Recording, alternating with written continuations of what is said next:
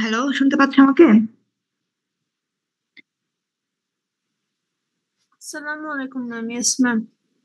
ওয়ালাইকুম আসসালাম। ঠিক আছে।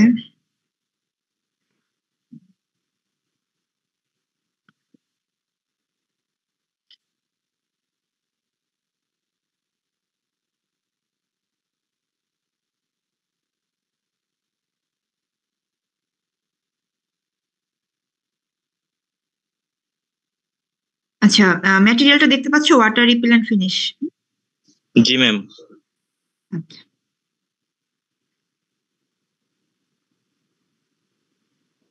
ঠিক আছে।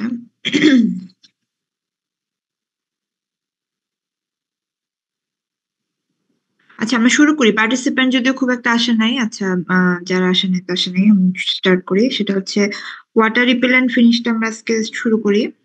আমরা এর আগে হচ্ছে কেমিক্যাল ফিনিশিং শুরু করছি হচ্ছে সফেনার দিয়ে, তাই না? সফেনার মোটামুটি বেশ কিছু ক্লাসে শেষ হয়ে গেছে, কারো কারোর সাথে হয়তো আর একটা ক্লাসে শেষ হবে। তো সেটা অফলাইনই হবে। অনলাইনে আমরা আজকে ওয়াটার রিপেলেন্ট একটু শেষ করার চেষ্টা করবো আর কি। একটু বড় চ্যাপ্টার তো একটু সময় লাগতে পারে। আচ্ছা, যাই হোক, তো ওয়াটার রিপেলেন্টের মূল উদ্দেশ্যটা কি ইউজ করার, যে ফ্যাব্রিকে যাতে ওয়াটার অ্যাবজর্ব না হয় সেটা সামহাউ এনশিওর করা আর কি। হ্যাঁ, অর্থাৎ ফ্যাব্রিকে কোনো একটা প্রোটেক্টিভ লেয়ার তৈরি করা বা কোনো এমন একটা কেমিক্যাল ডিপোজিট করা যেটার মাধ্যমে যেটা কি করবে, ওয়াটারকে ফ্যাব্রিকের ভেতরে অ্যাবজর্ব হতে দিবে না। তো অর্থাৎ ফ্যাব্রিকটাকে কিছুটা হাইড্রোফোবিক ক্যারেক্টারিস্টিকে নিয়ে যাওয়া আর কি। হ্যাঁ? তো এটা আমরা যদি একটু খেয়াল করি যে আমাদের ওয়াটার রিপেলেন্ট ফ্যাব্রিকের প্রপার্টিটা কিরকম থাকে। ওয়াটার রিপেলেন্ট ফ্যাব্রিকের সবচেয়ে বড় প্রপার্টি যেটা, এটা কিছুটা ব্রিদেবল টাইপের হয় আর কি। হ্যাঁ, ব্রিদেবল মানে হচ্ছে এখানে তোমার এয়ার এবং হচ্ছে ভ্যাপার যেটা আর কি। অর্থাৎ আমরা যদি বডিতে এটা পড়ি তাহলে আমাদের বডি থেকে যে ওয়ার্মথ বা ভ্যাপারটা তৈরি হয় সেটা ইজিলি তোমার ট্রান্সফার হতে পারবে আর কি, বাইরে যেতে পারবে। অর্থাৎ কিছুটা এয়ার পারমিয়েবল টাইপের। তো এখানে এটাই বলছে যে water repellent fabric maintain their breathability due to their open pores. অর্থাৎ এখানে আমরা রিপেলেন্ট করার পারপাজে যে কেমিক্যালটা ইউজ করতেছি সেটা সারফেস ডিপোজিট হলেও সেটা এরকম থাকে যে সেখানে কিছুটা হলেও পোর ওপেনিং থাকে। অর্থাৎ ফাইবারের যে ইন্টারস্টিচ গুলা সেটা কিছুটা ওপেন থাকে, যে কারণে এটা ভ্যাপার এবং এয়ার পাসটা যেটা সেটা অ্যালাউ করে আর কি। এবং আরেকটা যেটা হয় যে আম, একটা এনাফ প্রেসার যদি সে পায়, under sufficiently high hydrostatic pressure such as during heavy rain. হ্যাঁ, মানে এখানে নর্মাল রেইনের কথা বলছি না, অনেক হেভি রেইন যখন হাইড্রোস্ট্যাটিক প্রেসারটা অনেক বেশি হয়, এরকম ক্ষেত্রে আমরা এখানে ছাতার কাপড়ের এক্সাম্পলের কথা অ্যাকচুয়ালি বলা হচ্ছে। তখন দেখা যায় যে ছাতার কাপড়ের ভেতরের পোর্শনে পানি প্রবেশ করা শুরু করে। এটা এই এক্সাম্পলটা, এই প্র্যাকটিক্যাল এক্সাম্পলটা তোমরা নিজেরাও কখনো এক্সপিরিয়েন্স করে থাকতে পারো, যে অনেক হাই হেভি রেইনের মধ্যে ছাতার কাপড়ের ভেতরের পোর্শনে পানি চলে আসতেছে এরকম আর কি। হ্যাঁ, তো এটা কেন হচ্ছে, যেটা যখন হাইড্রোস্ট্যাটিক প্রেসার অনেক বেড়ে যাবে তখন এরকম কন্ডিশনে ওয়াটার রিপেলেন্ট ফ্যাব্রিক গুলো তখন ওয়াটার পেনিট্রেট করতে কিছুটা অ্যালাউ করবে আর কি। হ্যাঁ? আচ্ছা, তো এখানে আরেকটা প্রপার্টি ইম্পর্টেন্ট, সেটা হচ্ছে যে weave structure of the fabric, particularly the interstices between warp and weave thread remains mostly unchanged or only slightly modified. Unchanged অথবা মডিফাইড এটা বলতে বোঝাচ্ছে যে এখানে তোমার মানে পোর্স গুলো একদম ব্লক হয়ে যায় না। হ্যাঁ, ওয়ার্প এবং ওয়েফটের মাঝখানে যে ইন্টারস্টিচটা আছে সেই ইন্টারস্টিচের মাঝখানে কিছুটা গ্যাপ থাকে, মূলত যেই গ্যাপ গুলো দিয়ে আর কি এয়ার পারমিয়েবল থাকে আর কি ফ্যাব্রিকটা। তো সেটা একেবারে পুরোপুরি ব্লক হয় না। ব্লক না হওয়াতে কিছুটা যে ব্রিদেবল যেই প্রপার্টিটা সেটা সে শো করে আর কি। তো এই কারণে বলছি কি যে water repellent finish suitable for apparel application, particularly for summer dress material. অর্থাৎ আমরা যদি একটু পরেই আমাদের ওয়াটার রিপেলেন্ট এবং ওয়াটার প্রুফের একটা পার্থক্য আমরা দেখব। তো এই পার্থক্যটাতে দেখা যাবে যে তোমার ওয়াটার প্রুফ ফ্যাব্রিক গুলো আসলে খুব একটা তোমার মানে কমফোর্টেবল না। ওয়াটার প্রুফ যেগুলো, কারণ সেটাতে একদমই তোমার কোনো প্রকার ইয়ার ভ্যাপার কোনো কিছু তোমার হচ্ছে আহ, চলাচলে পারমিট করে না আর কি। হ্যাঁ, এটা একটা সমস্যা। তো কিন্তু ওয়াটার রিপেলেন্ট গুলা এদিক থেকে সুইটেবল কিছুটা, ওই যে ব্রিদেবল হওয়ার কারণে আমরা অ্যাপারেল অ্যাপ্লিকেশন এটা ইউজ করতে পারি। অর্থাৎ ধর রেইনকোট, জ্যাকেট, এই ধরনের জিনিস যেটা আমরা গায়ে পরবো, হ্যাঁ, সেখানে আমরা এই কমফোর্টেবিলিটিটা থাকাতে এটা আমরা ইজিলি হচ্ছে ওয়ারেবল ক্লথ হিসেবে এটা আমরা ইউজ করতে পারি আর কি। হ্যাঁ, যেটা হয়তো ওয়াটার প্রুফ ফ্যাব্রিক কিন্তু আমরা পুরোপুরি মানে ড্রেস হিসেবে ইউজ করতে পারবো না আসলে। হ্যাঁ, অন্য পারপাজে ইউজ করা যাবে, কিন্তু গায়ে পরার জন্য ওয়াটারপ্রুফ ফ্যাব্রিক গুলো ভাবে ইউজ করা যায় না, কারণ ওগুলো কমফোর্টেবল হয় না আর কি। হ্যাঁ, আচ্ছা, তো এটা বলছে যে আচ্ছা, এই জিনিসটা এখানে বলা হয়েছে যে রিপিলেন্ট টেক্সটাইল যেগুলো, এটা হচ্ছে practical choice for creating clothing that offer protection without sacrificing comfort. তো কমফোর্টেবল অর্থাৎ এখানে আমরা যে প্রপার্টি গুলো ডিসকাস করা হচ্ছে এই স্লাইডে ওয়াটার রিপিলেন্ট প্রপার্টির, তার মধ্যে এটা যদি সামারি করি এটা দাঁড়াচ্ছে যে অর্থাৎ এখানে তোমার মূল যে প্রপার্টিটা সেটা হচ্ছে ওয়াটার রিপিলেন্ট ফ্যাব্রিক গুলো এয়ার এবং ভ্যাপার সার্কুলেট করবে, এবং এই সার্কুলেশনটার কারণে এরা একটা এনাফ কমফোর্টেবিলিটি দিবে, যেটার কারণে এটা দিয়ে আমরা ইজিলি ওয়ারেবল ক্লথ তৈরি করতে পারবো আর কি। হ্যাঁ, ঠিক আছে, এটা হচ্ছে এটার মূল প্রপার্টি। এখন এখানে কিছু অ্যাপ্লিকেশন দেওয়া আছে, অর্থাৎ আমরা শুধু কমন কিছু অ্যাপ্লিকেশনের কথা জানি, যেমন ছাতার কাপড় অথবা হচ্ছে তোমার জ্যাকেট এই টাইপের, কিন্তু এর বাইরে অনেক ধরনের অ্যাপ্লিকেশন আছে। যেমন যে রেইনকোট, যেটা তো বললাম, হাইকিং প্যান্ট। হ্যাঁ, তারপর অ্যাথলেটদের বিভিন্ন কাপড় চোপড়ে এটা ইউজ হতে পারে, তারপরে ফুটওয়্যারে থাকতে পারে, তারপরে ক্যাম্পিং এ যে টেন্টের কাপড়, এটা খুব প্রচলিত। হ্যাঁ, টেন্ট তৈরির কাজে ইউজ করা যায়, মেডিকেল অথবা প্রোটেক্টিভ ক্লোদিং এ লাগতে পারে, হোম টেক্সটাইলে লাগতে পারে। অর্থাৎ অনেক জায়গায় এই ওয়াটার রিপিলেন্ট ফ্যাব্রিকের ইউজ হতে পারে।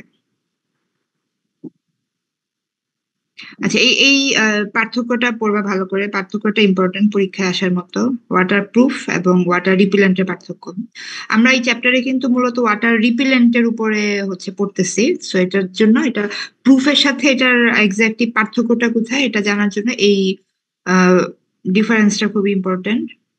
তো ওয়াটার প্রুফে মূলত কি থাকে, যে ইন্টারস্টিচ গুলো একদমই ফিল্ড অবস্থায় থাকে। ইন্টারস্টিচ বলতে ওয়ার্প এবং ওয়েফটের যে ইন্টারসেকশন, এগুলো একদম ফিল আপ থাকে, অর্থাৎ কোনো গ্যাপ থাকে না, যে কারণে কোনো এয়ার সার্কুলেশন হওয়ার কোনো চান্স থাকে না আর কি ওয়াটার প্রুফ ফ্যাব্রিক গুলোতে। বাট রিপিলেন্টের ক্ষেত্রে দেখছি যে ইন্টারস্টিচ গুলো ওপেন থাকে। ওয়াটার প্রুফ হচ্ছে কমপ্লিটলি ইম্পারভিয়াস টু ওয়াটার, অর্থাৎ একেবারেই ওয়াটার এন্ট্রি করতে পারবে না।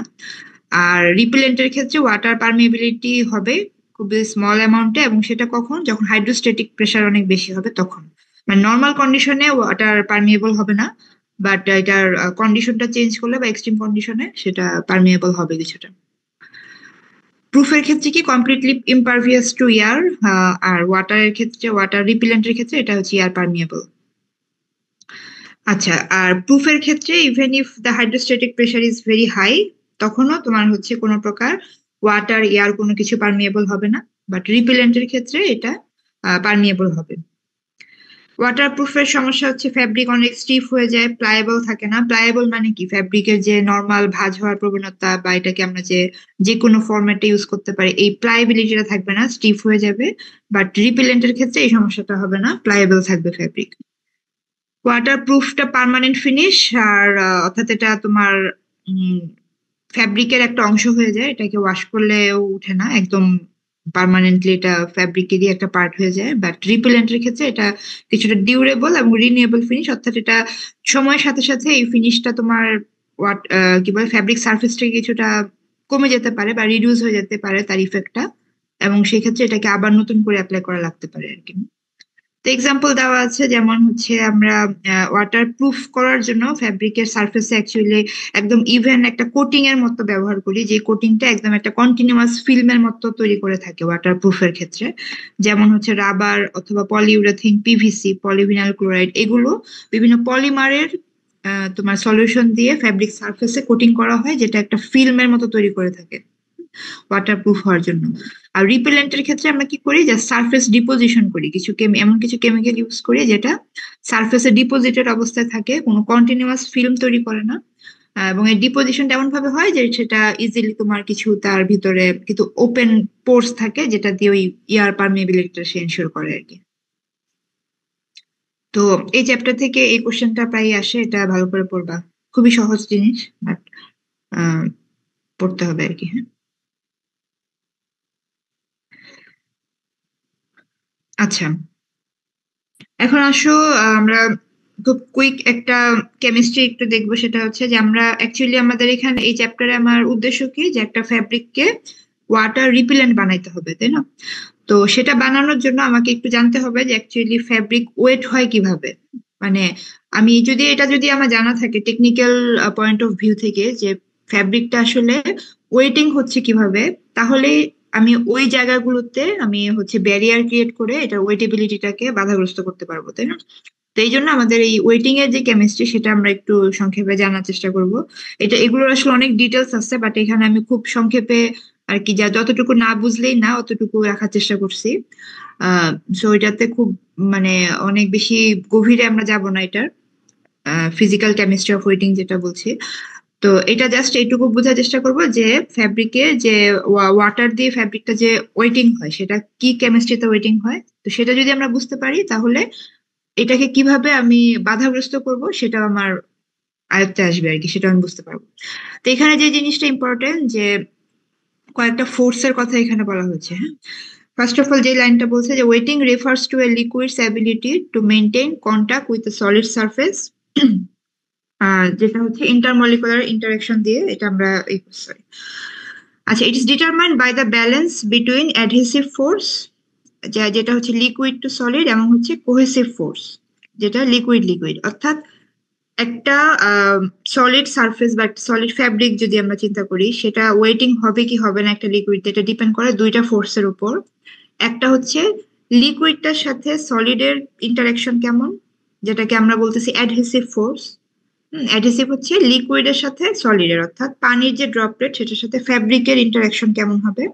আর একটা হচ্ছে কোহেসিভ ফোর্স, যেটা হচ্ছে লিকুইডের যে মলিকুল গুলো আছে তাদের নিজেদের মধ্যে ফোর্সটা কেমন। তো স্বাভাবিকভাবেই যদি লিকুইডের সাথে লিকুইডের তোমার অ্যাট্রাকশন বেশি হয় এবং অ্যাডহেসিভ ফোর্স যেটা লিকুইডের সাথে সলিডের ইন্টারাকশন যেটা সেটা যদি কম হয়, তাহলে কি ফ্যাব্রিকটা ভিজবে না। ঠিক আছে, জাস্ট ঠান্ডা মাথায় চিন্তা করলে বুঝতে পারবা ফ্যাব্রিকটা ভিজে কখন, যখন লিকুইডের সাথে সলিডের ইন্টারাকশন অনেক বেশি হয়, অর্থাৎ অ্যাডহেসিভ ফোর্স যখন অনেক বেশি হবে তখন খুব ইজিলি ফ্যাব্রিকটা ওয়েট হয়ে যাবে।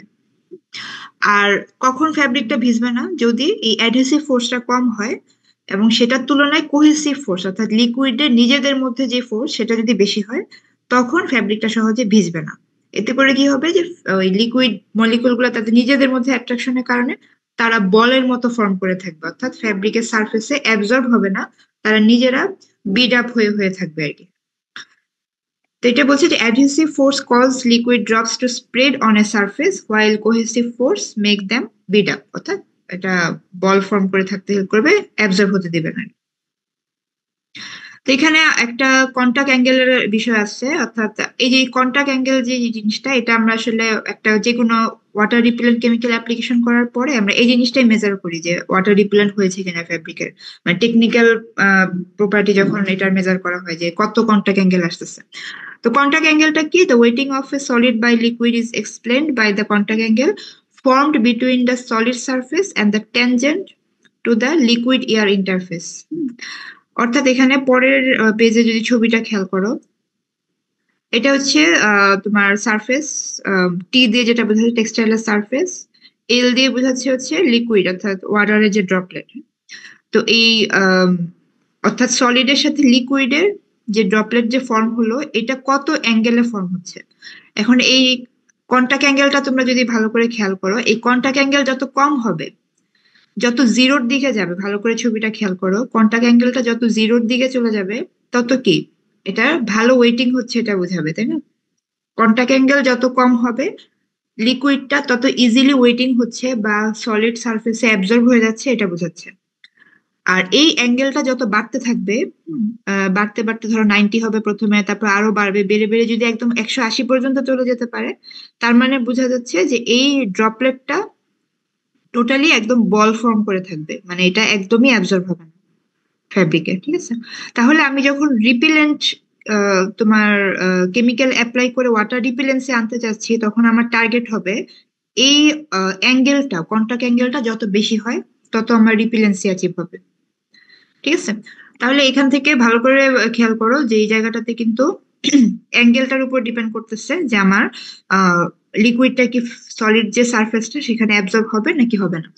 অ্যাঙ্গেল যত কম হবে, যত জিরোর দিকে থাকবে, জিরো হয়ে যাওয়া মানে কি একদম পুরোপুরি সারফেসে অ্যাবজর্ব হয়ে যাওয়া, এবং অ্যাঙ্গেলটা যত বাড়তে থাকবে তত এটা বোঝা যাবে যে এটা অ্যাবজর্ব হবে না, এটা বিডের মতো ফর্ম করে থাকবে, মানে বিড মানে কি মুক্তার দানা যেটা আর কি, বা বল যেটাই বলো, অর্থাৎ সেটা পানি সলিড সারফেসে মোটেই অ্যাবজর্ব হচ্ছে না এরকম। তো এই জিনিসটা, এই যে থিটা অ্যাঙ্গেলটা যেটা, এটা আসলে আমরা এই কয়েকটা ফোর্সের সাথে সম্পর্কিত, যে সারফেস টেনশনের সাথে সম্পর্কিত, মানে কত অ্যাঙ্গেলে থাকবে ওয়াটার ড্রপলেটটা সারফেসে, এটার হচ্ছে আরো টেকনিক্যাল ব্যাখ্যা আছে, যেমন এটার সাথে তোমার সারফেস টেনশন জড়িত। সারফেস টেনশনেরও আবার কয়েকটা ফেজ আছে, যেমন একটা হচ্ছে তোমার লিকুইডের সাথে সলিডের সারফেস টেনশন, লিকুইডের সাথে ভ্যাপারের সারফেস টেনশন, আবার হচ্ছে সলিডের সাথে ভ্যাপারের সারফেস টেনশন। তখন এটাকে আসলে সারফেস টেনশন থাকে না, এটা হচ্ছে সারফেস এনার্জি। মানে যখন আমি সলিডের ক্ষেত্রে চিন্তা করব, তখন এখানে যদিও আমরা সারফেস টেনশনই বলছি, অনেক সময় এটাকে ইকুইভ্যালেন্ট হিসেবে ইউজ করা হয়, বাট যখন সলিডের ক্ষেত্রে আমরা এটা ইউজ করি তখন অ্যাকচুয়ালি সারফেস এনার্জি মিন করে।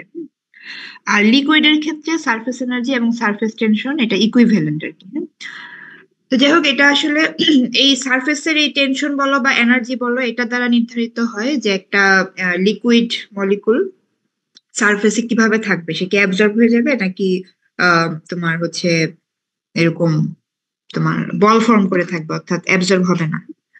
তো এখানে এই যে যে টেনশন গুলো আছে, যেমন প্রথম যেটা কি, যে গামা এলভি, এটা হচ্ছে এই যে এই ট্যানজেন্ট যেটা, এটা হচ্ছে surface tension between water and air vapour.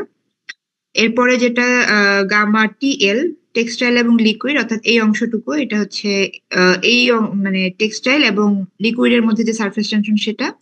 R gamma TV হচ্ছে টেক্সটাইল এবং ভ্যাপার পোর্শনের যে সারফেস টেনশন বা সারফেস এনার্জি যেটা আর কি, হ্যাঁ ওইটার করতেছে। এখন এই টোটালটা থেকে একটা ইকুয়েশন বের করা হয়, যেটাকে বলা হয় ইয়ং ইকুয়েশন। এই যে এখানে পরের স্লাইডে দেওয়া আছে। এটা কি খুব জটিল মনে হতে পারে, বাট এটাকে খুব জটিল ভাবে দেখার দরকার নাই। তোমরা যেটা মনে রাখবা সেটা হচ্ছে যে জাস্ট অ্যাঙ্গেলটা কিভাবে আছে, কত অ্যাঙ্গেল আছে, সেটার সাথে ডিপেন্ড করবে এটা একটা মলিকুল অ্যাবজর্ব হবে নাকি হবে না। আপাতত এই তোমাদের বিএসসি লেভেলের জন্য এইটুকু বুঝতে পারছি যথেষ্ট। এটার আরো অনেক হাই লেভেলের এক্সপ্লেনেশন আসলে এমএসসি লেভেলে পড়ানো হয়, হ্যাঁ। কাজে তোমাদের আপাতত এটার কনসেপ্ট যেটা, যে অ্যাঙ্গেলটা কতটুকু থাকবে, সে অ্যাঙ্গেলের সাথে ডিপেন্ড করবে যে ওয়াটার মলিকুলটা তোমার সারফেসে অ্যাবজর্ব হবে নাকি হবে না, এইটুকু বুঝতে পারলে যথেষ্ট। তো এখন এই ইয়াং ইকুয়েশন যেটা, এটা হচ্ছে এরকম lambda TV is equal to lambda TL plus lambda, sorry lambda বলছি, gamma, gamma TV is equal to gamma TL plus gamma LV cos theta, হ্যাঁ। এই ইকুয়েশনে তোমার এই থিটাটা কতটুকু সেটা মেজার করা হয়। মূলত কন্টাক্ট অ্যাঙ্গেল আসলে সরাসরি মেজার করা যায়, হ্যাঁ ওটার ইকুইপমেন্ট আছে, আমাদের ভার্সিটিতেও আছে, ফিজিক্স ল্যাবে আছে এটা। মানে একটা কি বলে, ও ওয়াটার রিপেলেন্ট কেমিক্যাল অ্যাপ্লাই করার পরে কন্টাক্ট অ্যাঙ্গেল কত হয়েছে এটা সরাসরি মেজার করা যায়। তো এই কন্টাক্ট অ্যাঙ্গেল মেজার করতে পারলে অনেক সময় আলাদাভাবে সারফেস টেনশন গুলো বের করা যায়। আবার সারফেস টেনশন মেজার করাটা বিভিন্ন মেথড আছে, এই যে কোন পর্যায়ে সারফেস টেনশন কত, এগুলো যদি আমরা মেজার করতে পারি, মেজার করার মেথড আছে, তখন এই থিটাটা আবার ওইখান থেকেও বের করা যায়। তো যে কোনো একটা উপায় আসলে থিটাটা যদি বের করা যায় যে কন্টাক্ট অ্যাঙ্গেল কত, সেখান থেকে একটা ডিসিশনে আসা যায় যে এটা কি ওয়াটার রিপেলেন্সি এনাফ অ্যাচিভ হয়েছে কি হয়নি, বা এটা কি ওয়েটিং হবে নাকি হবে না। তো মূলত এই যে এই ইকুয়েশন থেকে এবং এই থিটা থেকে তাহলে কি ডিসিশনে আসা যায়, যে যদি তোমার অ্যাডহেসিভ ফোর্স যদি স্ট্রঙ্গার হয়, অর্থাৎ তোমার লিকুইড এবং সলিডের ইন্টারাকশন যদি বেশি হয়, তখন কি হবে, liquid will spread more and have a smaller contact angle. ঠিক আছে, অর্থাৎ স্মলার কন্টাক্ট অ্যাঙ্গেল হওয়া মানে কি, ফ্যাব্রিকটা ইজিলি ওয়েটিং হবে, এবং ইজি ওয়েটিং হওয়া মানে এটার অ্যাডহেসিভ ফোর্সও বেশি। আর অন্যদিকে আরেকটা কি, যে if the cohesive force are stronger the liquid will speed up and have a larger contact angle. ঠিক আছে, সো আপাতত এই ফিজিক্যাল কেমিস্ট্রি অফ ওয়েটিং থেকে তোমার এই জিনিসটা মনে রাখলেই হবে যে কন্টাক্ট অ্যাঙ্গেলের সাথে কিভাবে ওয়েটিং তোমার হচ্ছে কানেক্টেড। ঠিক আছে ম্যাম, এখান থেকে কি ম্যাথ আসবে? না, ম্যাথ আসবে না, ম্যাথ আসবে না। এটা জাস্ট তোমার কন্টাক্ট অ্যাঙ্গেলের সাথে, যে এখানে মূলত এখান থেকে কোশ্চেন আসতে পারে। ঠিক আছে, যে relation between contact angle and wettability. তো এটা বোঝানোর জন্য আগের যে ব্যাখ্যাটা সেটা বুঝালাম, যে এই যে এখানে যে চার্টটা আছে, এই চার্টটা থেকে অনেক সময় কোশ্চেন আসে যে show the relation between contact angle and degree of wetting, হ্যাঁ প্রথম দুইটা কলামের যে অংশ এখানে। তো এই জিনিসটা তোমার বোঝার জন্য এই আগের ব্যাখ্যাটা বোঝা জরুরি। ডিগ্রি অফ অ্যাঙ্গেল, কন্টাক্ট অ্যাঙ্গেলের সাথে ডিগ্রি অফ ওয়েটিং কিভাবে রিলেটেড, এটা লেখার সময় ওই যে একটু কন্টাক্ট অ্যাঙ্গেলের যে ছবিটা, এটা একটু দেওয়ার চেষ্টা করবা, যে এখানে যে ছবিটা আছে এটা, ঠিক আছে? তাহলে এখানে দেখো এই চার্টে কি বলছে, ডিগ্রি অফ যখন 0 ডিগ্রি, কন্টাক্ট অ্যাঙ্গেল যখন 0, তখন বোঝাচ্ছে কি পারফেক্ট ওয়েটিং। পাশের কলামে আরেকটা জিনিস দেওয়া আছে, সেটা হচ্ছে ইন্টারেকশনটা কিরকম, যে কোহেসিভ অ্যাডহেসিভ ফোর্সের যে বিষয়টা আর কি, এটাও একটা জিনিস এখানে অ্যাড করা আছে। যেমন সলিড লিকুইড ইন্টারেকশন যেটা, এটা হচ্ছে কি অ্যাডহেসিভ ফোর্স, তাই না? আর লিকুইড লিকুইড যেটা, এটা হচ্ছে কোহেসিভ। তো যখন পারফেক্টলি ওয়েটিং হচ্ছে তখন কি অ্যাডহেসিভ ফোর্স অনেক স্ট্রং থাকতেছে, তাই না? সলিড লিকুইডের যে ইন্টারেকশন সেটা অনেক strong, but liquid liquid interaction থাকছে অনেক উইক। এরপরে কন্টাক্ট অ্যাঙ্গেল যখন 0 থেকে 90 ডিগ্রি, তখন কি বলছে হাই ওয়েটেবিলিটি, তার মানে আপ টু 90 ডিগ্রি অ্যাঙ্গেল আমার বোঝাচ্ছে যে ফ্যাব্রিকটা ওয়েটিং হবে। ভালো, শুধু ওয়েটিং হবে না, ভালোভাবেই ওয়েটিং হবে। তো এখানে আবার কি বলছে, যে তার মানে ওয়েটিং, ফ্যাব্রিকে ওয়েটিং হবে মানে তোমার সলিড লিকুইড ইন্টারেকশন অবশ্যই স্ট্রং, পাশাপাশি এখানে লিকুইড লিকুইড ইন্টারেকশন যেটা, সেটাও স্ট্রং। কেন? কারণ হচ্ছে এখানে কিন্তু অ্যাঙ্গেলটা যেহেতু কিছুটা আছে, একদম 0 না, অ্যাঙ্গেল 90 ডিগ্রি আছে, মানে কি সেখানে কিছুটা হইলেও লিকুইড লিকুইড যে তোমার কোহেসিভ ফোর্স যেটা, সেটা কিছুটা হইলেও এখানে প্রেজেন্ট, তাই না? তার মানে এখানে লিকুইড লিকুইড বন্ডটাও স্ট্রং এবং সলিড লিকুইড বন্ডটাও স্ট্রং, বাট এক সময় তোমার সলিড লিকুইডের যে ইন্টারেকশন সেটা কি তোমার হচ্ছে হায়ার হয়, এই জন্যই ভালোভাবে ওয়েটিংটা হয় আর কি। হ্যাঁ, আর কন্টাক্ট অ্যাঙ্গেল যদি 90 ডিগ্রি থেকে 180-র মধ্যে থাকে, মানে 180-র নিচে থাকবে আর কি, এটা বোঝাচ্ছে লো ওয়েটেবিলিটি, অর্থাৎ এই অংশটুকুতে, অর্থাৎ কন্টাক্ট অ্যাঙ্গেল 90-র উপরে যাওয়ার সাথে সাথে তোমার ওয়াটার রিপিলেন্সি অ্যাচিভ হওয়া শুরু করবে আর কি। হ্যাঁ, ঠিক আছে? এই সময় থেকে তোমার ওয়েটেবিলিটির যে তোমার ডিগ্রি, সেটা কমতে থাকবে। হ্যাঁ, 90-র পর থেকে কন্টাক্ট অ্যাঙ্গেল। তো এই সময় দেখা যাচ্ছে সলিড লিকুইড ইন্টারেকশন আস্তে আস্তে কমে যাবে। লিকুইড লিকুইড ইন্টারেকশনটা তোমার উইক এবং স্ট্রং এর মাঝামাঝি থাকতে পারে, কখনো উইক কখনো স্ট্রং। হ্যাঁ, এটা হচ্ছে এই এই জিনিসটা কিন্তু এই মানে এই দুইটা যে জিনিসটা, উইক উইক উইক স্ট্রং, দুইবার যে দেখানো হয়েছে না, এটা কিন্তু পুরাটাই 90 to 180 ডিগ্রির জন্য। 90 to 180 ডিগ্রির মধ্যে কি হচ্ছে, যে লো এটিবিলিটি থাকার মানে কি, তোমার সলিড লিকুইড ইন্টারেকশন যেটা, সেটা লো, এটা ঠিক আছে, যে কারণে তোমার ঠিক মতো অ্যাবজর্ব হবে না। বাট লিকুইড লিকুইড ইন্টারাকশন যেটা, সেটা উইকার টু স্ট্রঙ্গার হইতে পারে।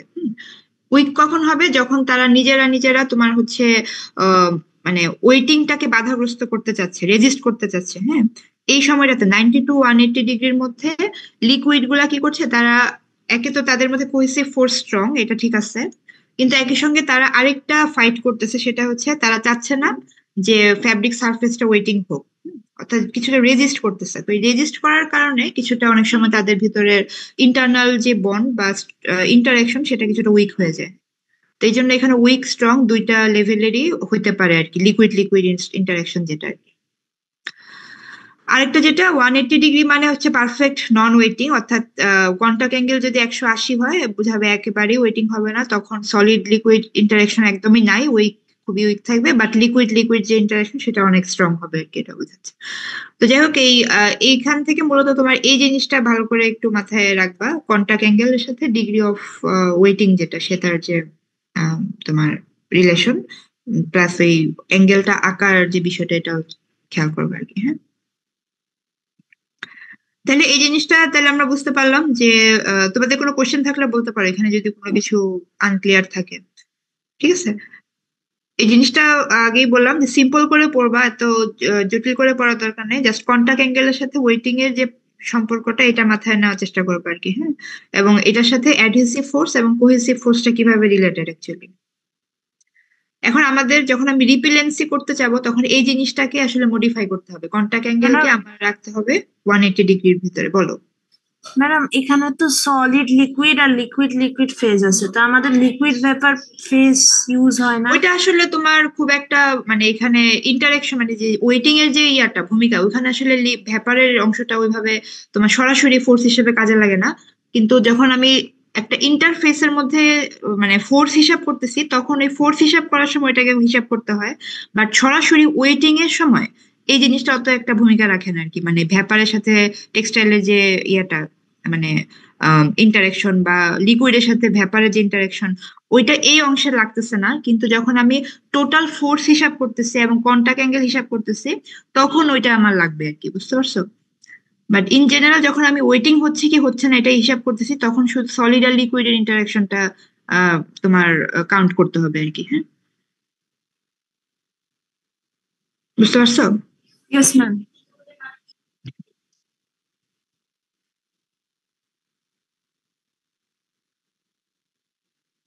আচ্ছা, এখন আমরা হচ্ছে রিপিলেন্সি মেকানিজম, এখন আমরা এতক্ষণ দেখলাম যে ওয়েটিং কিভাবে হবে, এখন আমরা একটু বোঝার চেষ্টা করবো তাহলে আমি রিপিলেন্সি কিভাবে আনবো। এখন রিপিলেন্সি আনার জন্য আমাকে কি করতে হবে, যে আমি যেই সারফেসে আমি যে রিপিলেন্ট ফিনিশটা অ্যাপ্লাই করব, ফ্যাব্রিক সারফেসেই তো করবো অথবা ফাইবার সারফেস, সেখানে যাতে আমার এই লিকুইড ফাইবার ইন্টারাকশনটা আমি কমাই দিতে পারি, তাই না? ওয়েটিং হচ্ছে কেন, লিকুইড আর ফাইবার ইন্টারাকশনের কারণেই তো, তাই না? কাজে রিপিলেন্ট ফিনিশের কাজ কি হবে, রিপিলেন্ট ফিনিশটার কাজ হবে ওয়াটারের সাথে এই ফ্যাব্রিক সারফেসের যে ইন্টারাকশনটা সেটা কমানো এনিহাও, যাতে করে তাদের মধ্যে অ্যাডহেসিভ ফোর্সটা কমে যায়, ঠিক আছে? এবং আরেকটা জিনিস যে তাদের সারফেসে যে এনার্জি সেটা কমায় দেওয়া। মনে করো একটা সারফেস টেনশন বলো বা সারফেস এনার্জি বলো, সেটাকে যতটা লোয়ার করে দেওয়া যায়, সারফেস এনার্জি বা সারফেস টেনশন এটা যদি কমে যায়, তখন এটা আর হচ্ছে ওই অ্যাবজর্বেন্স যেটা সেটা মানে অ্যাবজর্ব করার প্রবণতাটা থাকে না। তো এখানে খেয়াল করো যে surface with weak interaction with liquid are termed low energy surface, ঠিক আছে?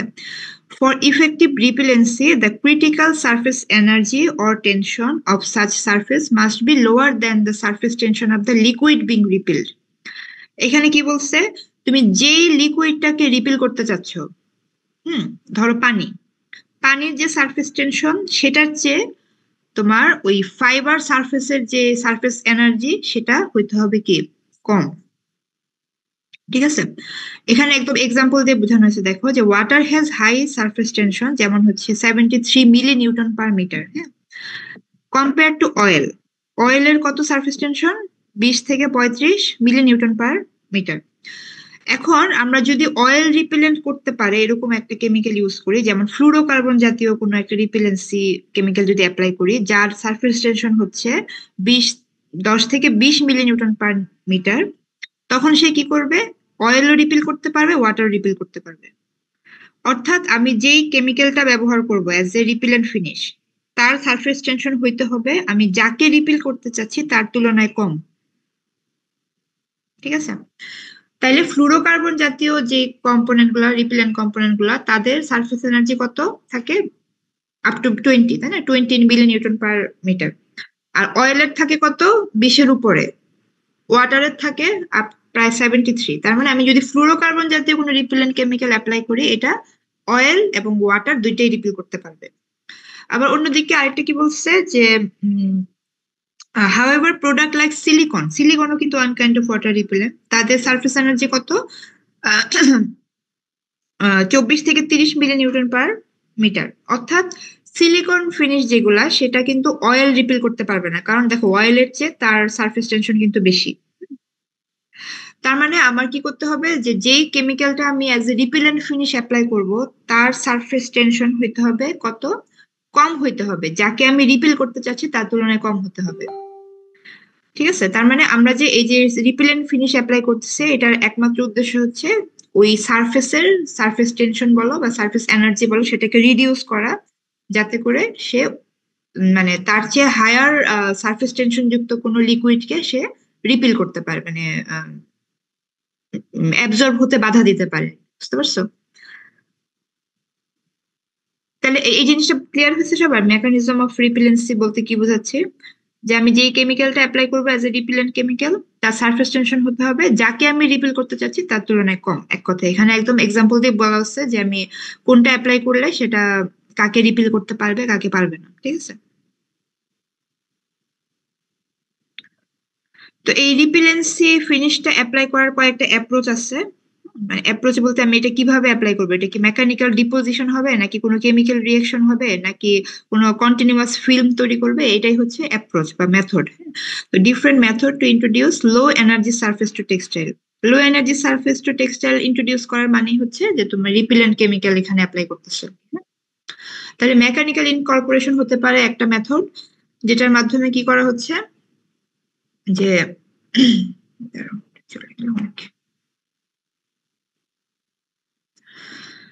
আচ্ছা, যেমন হচ্ছে প্যারাফিন ইমালশন, হ্যাঁ, প্যারাফিন জাতীয় যে ওয়াটার রিপেলেন্ট গুলো আছে এরা হচ্ছে মেকানিক্যালি জাস্ট ডিপোজিট হয় ফ্যাব্রিকের সারফেসে, তো এদের দেখা যায় অনেক সময় ওয়াশ ফাস্টনেস ভালো হয় না। মেকানিক্যালি যেগুলো ইনকর্পোরেট করা হয় তাদের ফাস্টনেস প্রপার্টি অনেক সময় খুব একটা ভালো হয় না। এরপর আরেকটা কি হতে পারে, কেমিক্যাল রিয়াকশনের মাধ্যমে হতে পারে। এরা কি করে যে তোমার যেমন ফ্যাটি অ্যাসিড রেজিন টাইপ যেগুলা, এরা হচ্ছে কেমিক্যাল বন্ড তৈরি করতে পারে ফাইবার সারফেসের সাথে রিপিলেন্সি আনার জন্য। হ্যাঁ, এটা একটা অ্যাপ্রোচ হতে পারে। আরেকটা হতে পারে ফরমেশন অফ রিপিলেন্ট ফিল্ম, যেমন হচ্ছে ফ্লুরোকার্বন প্রোডাক্ট যেগুলো, এরা একটা ফিল্মের মতো তৈরি করে, প্রোটেক্টিভ লেয়ার টাইপের তৈরি করে। সিলিকন, ফ্লুরোকার্বন, এগুলো এই জাতীয় যে ওয়াটার রিপেলেন্ট গুলো আছে তারা একটা প্রোটেক্টিভ লেয়ারের মতো তৈরি করে, যেটা ওয়াটার রিপেলেন্ট করতে হেল্প করে। তো এগুলো সবগুলো হচ্ছে এক্সট্রা কেমিক্যাল যেটা আমরা ফ্যাব্রিকের উপরে অ্যাপ্লাই করতেছি, আইদার মেকানিক্যালি অথবা কেমিক্যালি অথবা ফিল্ম আকারে। তো এর বাইরেও কিছু আছে যে সরাসরি ফ্যাব্রিক ফর্মে আমরা রিপেলেন্ট প্রোডাক্ট তৈরি করে, মানে কোনো কেমিক্যাল অ্যাপ্লিকেশন করে না। ফ্যাব্রিকের স্ট্রাকচারটা যে স্পেশাল ফ্যাব্রিক স্ট্রাকচার বলতেছে, যেমন হচ্ছে যে গোরটেক্স একটা এক্সাম্পল আছে এখানে। হ্যাঁ, এখানে তোমার কয়েকটা লেয়ারে ফ্যাব্রিকটা এমন ভাবে তৈরি করা হয়, এখানে প্রায় 3টা লেয়ারের ফ্যাব্রিক থাকে, মানে একটাই ফ্যাব্রিক বাট এটার ভেতরে 3টা লেয়ার থাকে। তো অর্থাৎ ফ্যাব্রিক স্ট্রাকচারটাই এরকম যেটা ওয়াটার রিপিল করতে পারে আর কি। তারপরে আরো আছে কি যে সিম্প্যাটেক্স। হ্যাঁ, তো এরকম কিছু, মানে এই ফ্যাব্রিক স্ট্রাকচার গুলো নর্মালি টেকনিক্যাল টেক্সটাইল একটা সাবজেক্ট আছে, তোমরা এটা পড়ো কিনা আমি জানি না। ওই সাবজেক্টে এই ফ্যাব্রিক স্ট্রাকচার গুলো ডিটেলস পড়ানো হয় আর কি। হ্যাঁ, যে এগুলো কিভাবে বানায়। তো যাই হোক, এখানে আমরা কোনো আলাদা এক্সট্রা কেমিক্যাল ডিপোজিট করে বা অ্যাপ্লাই করে ইউজ করতেছি না, এখানে জাস্ট ফ্যাব্রিক কনস্ট্রাকশনটা এমন ভাবে করা হয় যে ওটা ওয়াটার রিপেলেন্সি দেয় আর কি। তো এগুলো হচ্ছে বিভিন্ন অ্যাপ্রোচ যে কিভাবে আমরা ফ্যাব্রিকে ওয়াটার রিপেলেন্সি আনতে পারি। এরপরে এটা একটা ক্লাসিফিকেশন ডিউরেবিলিটির উপর, এটা আমি আর ডিসকাস করতেছি না, এটা তোমরা জানোই। নন ডিউরেবল হতে পারে, যেটা ফার্স্ট ওয়াশে উঠে যাবে, সেমি ডিউরেবল অথবা ডিউরেবল হতে পারে। এটা মানে বিভিন্ন কেমিক্যাল ক্লাস এবং এটা কিভাবে অ্যাপ্লাই করা হয়েছে তার সাথে ডিপেন্ড করে এটা ডিউরেবিলিটিটা ডিপেন্ড করে।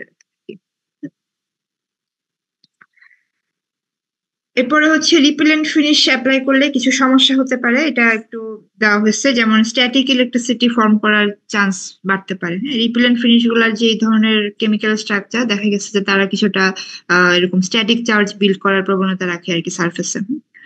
তারপরে কি পোর সয়েল রিমুভাল।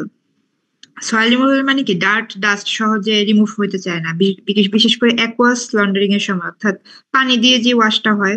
স্বাভাবিকভাবে আমি অ্যাপ্লাই করতেছি ওয়াটার রিপিলেন্ট ফিনিশ, তাই না? তার মানে তো সে ওয়াটারকে রিপিল করবে, ওয়াশ হবে না ঠিক মতো ওয়াটার দিয়ে যদি আমি ওয়াশ করতে চাই। তো ওয়াটারকে যদি সে অ্যাট্রাক্ট না করে, ওয়াশ না হয় ঠিক মতো, তাহলে সেখান থেকে ডার্ট ডাস্ট রিমুভ করাটাও তো মুশকিল হবে স্বাভাবিকভাবেই। তো এই জন্য ওয়াটার রিপিলেন্ট ফ্যাব্রিককে ওয়াশ করার সময় বেশিরভাগ ক্ষেত্রে দেখা যায় তোমার হয়তো বা ওই হ্যাঁ, এই যে ড্রাই ক্লিনিং যেগুলা সলিউশন সেগুলা ইউজ করা লাগতে পারে, অ্যাকোয়াস লন্ডারিংটা হবে না ঠিক মতো। গ্রেইং মানে হচ্ছে সয়েল রিপোজিশন, অর্থাৎ এরা হচ্ছে খুব ডার্ট ডাস্ট অ্যাট্রাক্ট করে আর কি। হ্যাঁ, ওই রিপেলেন্ট ফিনিশের যে আপার সারফেসটা, এটা তোমার কিছুটা ওই ডার্ট ডাস্টকে অ্যাট্রাক্ট করার মতো হয়, প্রবণতা থাকে, যে কারণে এদেরকে কিছুটা ডার্টি লুক দেখা যেতে পারে আর কি। হ্যাঁ, গ্রেইং বলতে সয়েল রিপোজিশন বোঝায়।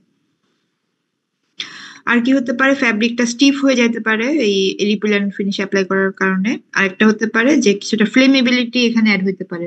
এই রিপেলেন্ট ফিনিশের যে কেমিক্যাল ক্লাস বা যে ধরনের কেমিক্যাল অ্যাপ্লাই করা হয় তাদের মধ্যে কিছুটা আগুন ধরার প্রবণতা থাকতে পারে আর কি। তো এই কিছু প্রবলেম এখানে অ্যাডিশন হতে পারে। এর বাইরে কিছু পজিটিভ ইফেক্টও পাওয়া যায়, মানে অ্যালং উইথ ওয়াটার রিপেলেন্সি আমরা কিছু পজিটিভ বিষয় এখানে অ্যাড হয়। যেমন হচ্ছে এটার ক্রিজ পড়ার প্রবণতা কমে যায়, যেহেতু আমরা রিপেলেন্ট ফিনিশটা কি একটা সারফেস ডিপোজিশন হিসেবে এখানে দিচ্ছি, তাই না?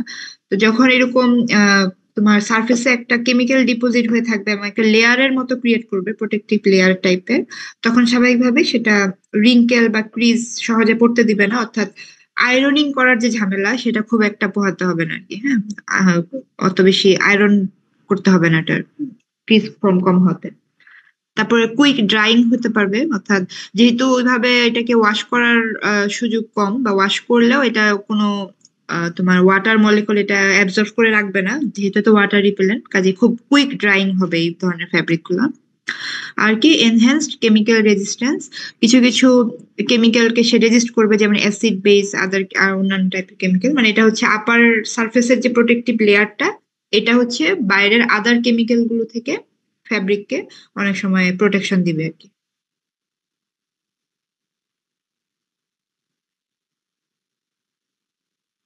আচ্ছা, এখন আমরা হচ্ছে খুব কুইক কয়েকটা রিপিলেন্ট ফিনিশ সম্পর্কে একটু দেখবো আর কি। হ্যাঁ, যে এখন এতক্ষণ তো আমরা কি পড়লাম যে কিভাবে এটা আহ প্রথমত কাপড় কিভাবে ওয়েটিং হয় সেটা, তারপর ওয়েটিংটাকে রিমুভ করার জন্য আমরা কিভাবে কি কি অ্যাপ্রোচে কেমিক্যাল অ্যাপ্লাই করতে পারি সেটা দেখলাম, এবং অ্যাপ্লিকেশন করার পরে কি কি সুবিধা অসুবিধা তৈরি হয়। এখন একটু কুইক দেখবো যে রিপিলেন্ট ফিনিশ হিসেবে আমরা কি কি ইউজ করতে পারি এবং তারা আসলে কিভাবে ফ্যাব্রিকে অ্যাড হয়। তো যেমন প্রথম যেটা প্যারাফিন, এটা ওয়ান কাইন্ড অফ ওয়াক্স এর মতো, এটা খুবই ভালো ওয়াটার রিপেলেন্ট। মানে আহ, তোমার এটা হচ্ছে তোমার একটু অ্যানসিয়েন্ট মডেলের কেমিক্যাল, অর্থাৎ অনেক আগে থেকে এটা ইউজ হয়ে আসতেছে। একদম শুরুতে যখন রিপিলেন্সি নিয়ে অত বেশি ছিল না, কেমিস্ট্রি টেমিস্ট্রি জানা ছিল না, তখন থেকে এটা ইউজ হয়ে আসছে। মানে দেখা গেছে এই ধরনের প্যারাফিন জাতীয় ওয়াক্স ব্যবহার করলে ফ্যাব্রিক সার্ফেসটা রিপিলেন্ট হয় আর কি, বেশ ভালো রিপিলেন্সি শো করে। তো এটা অনেক পুরাতন আর কি মেথডের কেমিক্যাল। তবে এটাতে সমস্যা আছে, এটা অয়েল রিপেলেন্ট করতে পারে না, অয়েল রিপেলেন্সি নাই, অর্থাৎ শুধু ওয়াটারকে রিপিল করতে পারে। তার মানে এখানে অবশ্যই ওই সারফেস টেনশনের একটা ব্যাপার আছে, যে নিশ্চয়ই এটার সারফেস টেনশন অয়েলের চেয়ে বেশি, এই জন্যই সে অয়েলকে রিপিল করতে পারে না। তো এই ধরনের রিপিলেন্ট ফিনিশটাকে কিভাবে ফর্মুলেট করা হয়, এরা যেহেতু একদমই তোমার মানে এদের আসলে তোমার ফ্যাব্রিকের সাথে অ্যাটাচ হওয়ার মতো কোনো গ্রুপই থাকে না। প্যারাফিন ওয়াক্স যেগুলো, এগুলো তোমার ফ্যাব্রিকের সঙ্গে অ্যাটাচ হওয়ার মতো কোনো রিয়েক্টিভ গ্রুপ বা কিছুই থাকে না। তো এদেরকে কিছুটা মডিফাই করতে হয়।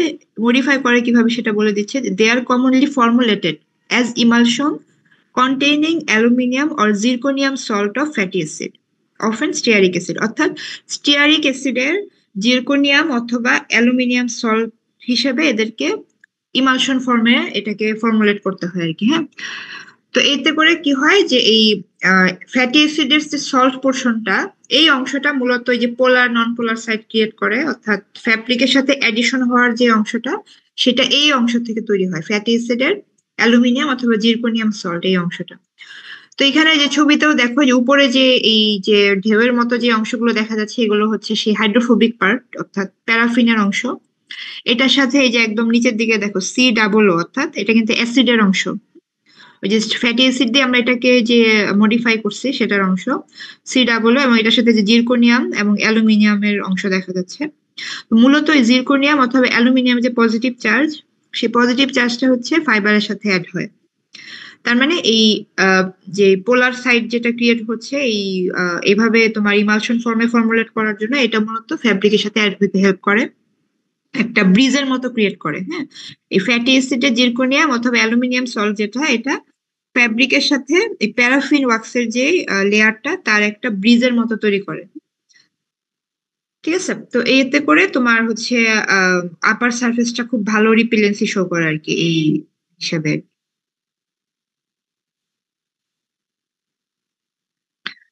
ওকে, তো এটা হচ্ছে তাহলে প্যারাফিন রিপেলেন্ট কিভাবে কাজ করে।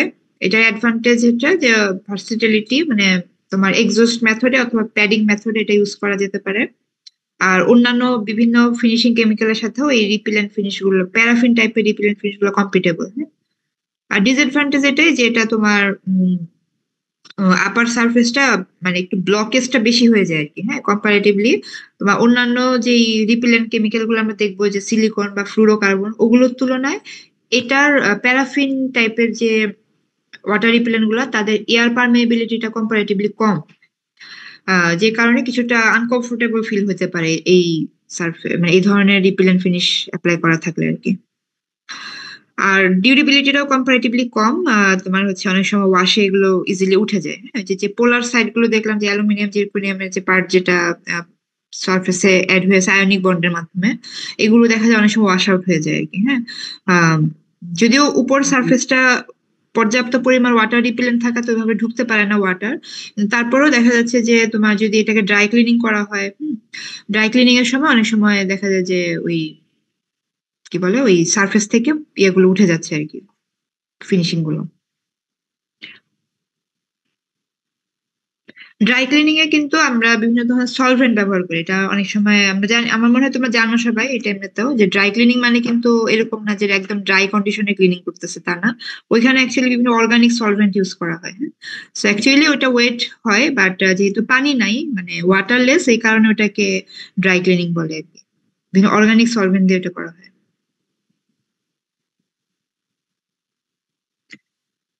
আচ্ছা, এরপরে যেটা হচ্ছে silicone water repellent. Silicone water repellent এটা আমরা যাদের সাথে সফটওয়্যার শেষ হয়েছে তারা জানো যে সিলিকন সফটওয়্যারও ছিল, যেটা আমরা ওইখানেও পড়ছিলাম যে সিলিকন সফটওয়্যার ওয়াটার রিপেলেন্সি শো করে। সিমিলার কাইন্ড অফ কেমিক্যালি এই ওয়াটার রিপেলেন্ট করার জন্য ইউজ হয়। এই যে পলিডাইমিথাইল সিলোক্সেন প্রোডাক্ট যেগুলা, এটা কিন্তু আমরা সফটওয়্যারেও অ্যাপ্লাই করছিলাম, সেম সেম জিনিসই আমরা অ্যাপ্লাই করছিলাম সফটওয়্যার হিসেবেও, পলিডাইমিথাইল সিলোক্সেন।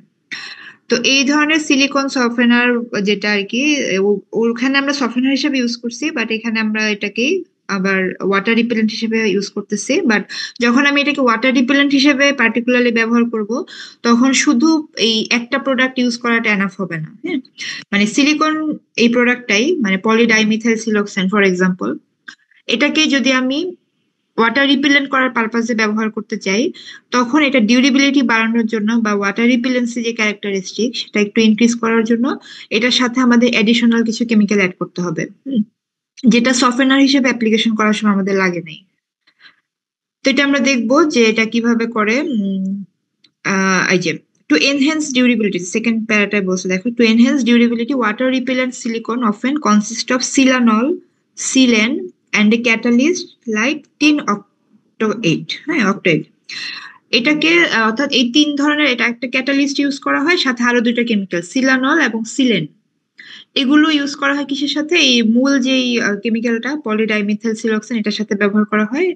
এটা করলে কি হয়, এটার মধ্যে ক্রস লিঙ্কিং হয় এবং তাদের একটা বিশাল ফিল্মের মতো তৈরি করে, যেটা ডিউরেবল হয় এবং একই সঙ্গে খুব ভালো ওয়াটার রিপেলেন্সি দেয় আর কি। হ্যাঁ, আচ্ছা, তো তারা এটা কিভাবে তৈরি হয় এটা এখানে একটু দেওয়া আছে। এই যে সিলানলের স্ট্রাকচার প্রথমে একটু খেয়াল করো, সিলানলটা কিরকম দেখতে। ঠিক আছে, সিলানলটা কেমন, আর সিলেন, সিলেনে দেখো এখানে হচ্ছে যে সিলিকন অক্সিজেনের যে ব্যাকবোনটা, এটার সাথে মিথাইল গ্রুপ আর একটা হাইড্রোজেন গ্রুপ আছে। আর এখানে হচ্ছে তোমার বাইরের দিকে কি আছে দেখো, রিয়েক্টিং গ্রুপ হিসেবে কি আছে, সিলিকন অক্সিজেনের যে ব্যাকবোন এটার সাথে আছে একটা ওএইচ গ্রুপ আর দুইটা মিথাইল গ্রুপ। হ্যাঁ, মূলত এই দুইটা জিনিসের মধ্যে ক্রস লিঙ্কিং হবে। সিলানল আর সিলেনের মধ্যে ক্রস লিঙ্কিংটা হবে কোথায়? সিলিকন অক্সিজেন তো common for any kind of silicone product, মানে যেটা সফটওয়্যার বলো বা ওয়াটার রিপেলেন্ট বলো। তো সিলিকন অক্সিজেনের সাথে এখানে তোমার ব্যাকবোনের সাথে আর কি অ্যাড আছে, সিলানলের মধ্যে আছে একটা ওএইচ গ্রুপ আছে আর হচ্ছে দুইটা মিথাইল গ্রুপ আছে। আর এখানে যে পলিমারাইজেশন হবে যে অংশে, সেখানে কি আছে, সিলিকন অক্সিজেনের সাথে মিথাইল গ্রুপ আছে আর হাইড্রোজেন আছে। তো এই অংশটুকুর মধ্যে, এই দুইটা অংশের মধ্যে যে তোমার যে ক্রস লিঙ্কিং হবে, যে এখানে দেখো দেওয়া আছে। এই সিলানলটাকে যে সংক্ষেপে যে রিয়েক্টিং গ্রুপটা ওই যে এই অংশে যা আছে এটাকে এখানে বাইরে রাখা হচ্ছে রিয়েকশনটা বোঝানোর জন্য যে কোথায় কোথায় হচ্ছে। আর সিলেনের মধ্যে এই যে সিলিকন অক্সিজেনের সাথে মিথাইল এবং হাইড্রোজেন, এই অংশটুকুতে এখানে আলাদা রাখা হচ্ছে। ঠিক আছে, তাহলে এই দুইটা পোর্শনের মধ্যে দেখো এই যে তোমার ক্রস লিঙ্কিং হবে। হ্যাঁ, এখানে তোমার এই যে হাইড্রোজেন মলিকুল বের হয়ে যাবে দুইটার মধ্যে, দেন এরা একটার সাথে একটা অ্যাড হয়ে ক্রস লিঙ্ক তৈরি হবে। ঠিক আছে, তো সিলানল এবং সিলেনের মধ্যে এই ধরনের ক্রস লিঙ্কিং এর কারণে কি হবে, একটা বিশাল পলিমার তৈরি হবে, যেটা মূলত মূল যে ওয়াটার রিপেলেন্ট কেমিক্যাল আমরা ইউজ করছি পলিডাইমিথাইল সিলোক্সেন, সেটাকে ডিউরেবিলিটি প্রোভাইড করবে। ঠিক আছে, আর এখানে টিন অক্টোয়েট যেটা, এটা হচ্ছে তোমার ক্যাটালিস্ট হিসেবে কাজ করবে। হ্যাঁ, তাহলে এভাবে রিয়েকশন হওয়ার পরে মূলত তোমার সিলিকন ওয়াটার রিপেলেন্টটা কিভাবে ফ্যাব্রিকে থাকবে খেয়াল করো। মূলত সিলিকন অক্সিজেন এরকম ব্যাকবোন থাকে, এটা আমরা সফটওয়্যার পড়ার সময় দেখছিলাম, বা যাদের সাথে এখন এই অংশটা হয়নি তারা দেখবে সামনে, যে সিলিকন সফটওয়্যার বা সিলিকন ওয়াটার রিপেলেন্টের একটা বৈশিষ্ট্য হচ্ছে এটার মধ্যে সিলিকন অক্সিজেনের এরকম অল্টারনেট ব্যাকবোন থাকে আর কি, সিলিকন অক্সিজেন, হ্যাঁ, এরকম অল্টারনেট স্ট্রাকচারের ব্যাকবোন থাকে। তো এটা কি হবে, এই অক্সিজেনটা এই ফাইবার সারফেসের যে চার্জ ওএইচ গ্রুপ, সেটার সাথে হাইড্রোজেন বন্ডের মাধ্যমে যুক্ত হবে আর কি। হ্যাঁ, সিলিকন অক্সিজেনের যে অক্সিজেন সেটা ফাইবার সারফেসের যে হাইড্রোক্সিল গ্রুপ সেটার সাথে হাইড্রোজেন বন্ডের মাধ্যমে যুক্ত হবে। এবং আপার সারফেসে কি থাকবে, এই যে মিথাইল গ্রুপগুলো যেগুলো আছে সেগুলো ওরিয়েন্টেড অবস্থায় থাকবে আর কি। হ্যাঁ, আর এই পুরো স্ট্রাকচারটাকে তোমার স্টেবিলিটি বা ডিউরেবিলিটি দিচ্ছে কে, ওই যে সিলানল এবং সিলেনের যে ক্রসলিঙ্ক স্ট্রাকচারটা সেটা। এটা একটা পুরো একটা প্রোটেক্টিভ লেয়ারের মতো তৈরি করে এটাকে তোমার হচ্ছে ডিউরেবিলিটি প্রোভাইড করবে আর কি।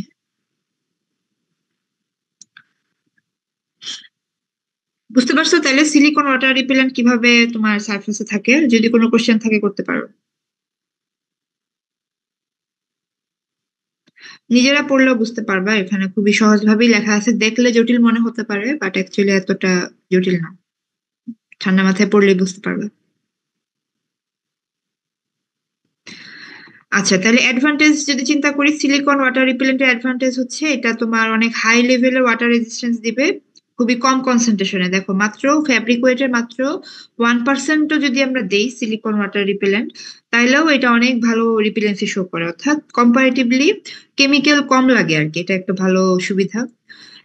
যেহেতু আমরা আগেও দেখছি যে এটা সফটওয়্যার হিসেবে ইউজ হয়, তার মানে আমি যদি সিলিকন ওয়াটার রিপেলেন্ট ইউজ করি, এটা আমাকে একটা সফট তোমার হ্যান্ড ফিলও দিবে, যেটা একটা এক্সট্রা সুবিধা। বেশিরভাগ ক্ষেত্রে তোমার রিপেলেন্ট কেমিক্যাল অ্যাপ্লাই করলে ফ্যাব্রিক কিন্তু স্টিফ হয়ে যায়। তো এই স্টিফনেস থেকে মুক্তি পাওয়ার একটা উপায় যে আমি যদি সিলিকন ওয়াটার রিপেলেন্ট ইউজ করি, এটা একই সঙ্গে আমাকে সফটনেস প্রোভাইড করবে। তারপর সফটনেস অ্যাচিভ হলে পাশাপাশি আরো কিছু টেকনিক্যাল প্রপার্টি অ্যাচিভ হয়, এটা আমরা আগেও জানি, যে সুয়েবিলিটি বাড়ে, শেপ রিটেনশন ঠিক থাকে, enhance appearance feel, particularly in case of pile fabric. হ্যাঁ, অর্থাৎ যেগুলো খুব সফট টাইপের ফ্যাব্রিক হয়, হ্যাঁ, ওগুলোতে এটা ভালো কাজ করে আর কি। এরপরে কি অ্যাপ্লিকেশন ভার্সেটাইলিটি, এটা তোমার বিভিন্ন ভাবে অ্যাপ্লাই করা যায়, এক্সস্ট মেথডে অ্যাপ্লাই করা যেতে পারে, প্যাডিং মেথডেও করা যাবে। আম, এই কারণে বলছি কি যে এটা suitable for pressure sensitive fabric, অর্থাৎ অনেক সময় প্যাডিং এ অ্যাপ্লাই করলে হয় কি, যেই ফ্যাব্রিক গুলো খুব প্রেসার সেন্সিটিভ থাকে সেগুলো নষ্ট হয়ে যায়। মানে বেশিরভাগ ক্ষেত্রে দেখা যায় যে ওয়াটার রিপিলেন্ট টাইপ অফ ফিনিশিং গুলো রিকমেন্ডেড হচ্ছে তোমার প্যাডিং মেথড অ্যাপ্লাই করা, বা ওটার কেমিক্যাল ধরনটা এমন যে প্যাডিং এ করলে সবচেয়ে ভালো ইয়া পাওয়া যায়। কিন্তু যদি ফ্যাব্রিক সেন্সিটিভ হয় তখন কিন্তু প্যাডিং মেথডটা ফ্যাব্রিককে তোমার অনেক সময় নষ্ট করে ফেলতে পারে। হ্যাঁ, তখন আবার এক্সস্ট মেথডটা হচ্ছে আহ তোমার হচ্ছে রিকমেন্ডেড। তো এই কারণে যেহেতু সিলিকনটা আমরা এক্সস্ট মেথডেও অ্যাপ্লাই করতে পারি, খুব ভালোভাবে অ্যাপ্লাই করতে পারি, এই কারণে এটা সেন্সিটিভ ফ্যাব্রিকের জন্য অনেক সময় ভালো আর কি। হ্যাঁ, প্যাডিং এ করতে হবে না সেক্ষেত্রে।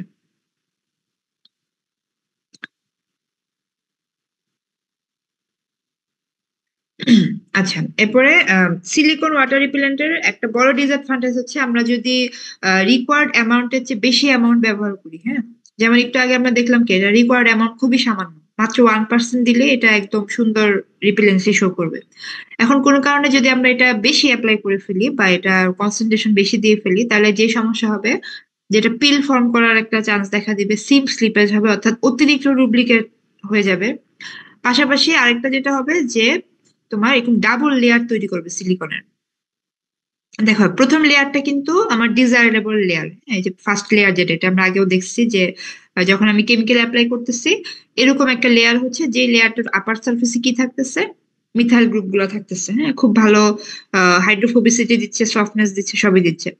এখন যখন আমি রিকোয়ার্ড অ্যামাউন্টের চেয়ে এক্সেস অ্যামাউন্ট ইউজ করব, তখন যেটা হবে যে এই কেমিক্যালটার আরেকটা লেয়ার তৈরি হবে, যে লেয়ারটা মূলত কিভাবে অ্যাটাচ হবে, যে হাইড্রোফোবিক পার্টকে অ্যাট্রাক্ট করবে।